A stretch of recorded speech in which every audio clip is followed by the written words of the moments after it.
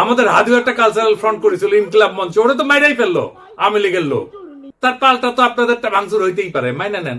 মানে আওয়ামী লীগ তো এতদিন একটা ভাব নিছে কি, গিলে করা পাঞ্জাবি পরবে, একটা পাশে চটি ব্যাগ থাকবে, সিথি করে চুল আঁচড়াবে, হ্যাঁ, এরপরে একটু একটু রবীন্দ্রনাথ করবে, শান্তিনিকেতনী ভাষায় বলবে, অশুদ্ধ অশ্লীল একদমই বলা যাবে না।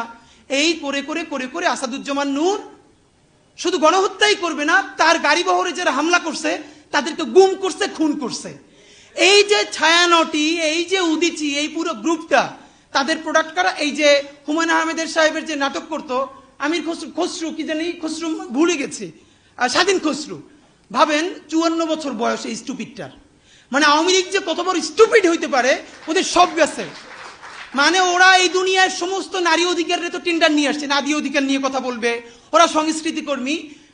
এই যে একজন মহিলা উপদেষ্টা, তার ছবিটা পিছনে রাইখা যেই ভাষায় যা বলতেছে, এইটা তো ছাপরি বললেও হয় না, এটা দুনিয়া কোথাও নাই, এটা কোনো ক্লাসই নাই।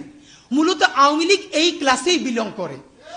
তো আওয়ামী লীগ যে এই ক্লাসে বিলং করে, এইটা যাতে ধরা না পড়ে, এই জন্য তারা এইরকম গিলে করা পাঞ্জাবি, অনেক বুদ্ধিজীবী তাত্ত্বিক, এই যে তাদেরকে দিয়ে দিয়ে দিয়ে দিয়ে প্রচুর ভেগ কথাবার্তা বলাইতো। আপনি অর্ধেক বুঝবেন, অর্ধেক বুঝবেন না, আলো আধারি ভাষা, চর্যাপদের মতো, মানে বিরাট একটা তাত্ত্বিক ব্যাপার।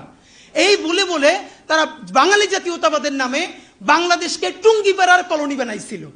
আমাদেরকে এখন যেটা করতে হবে, সেই কলকাতা এবং টুঙ্গিপাড়ার কলোনিয়ালিজম ভেঙে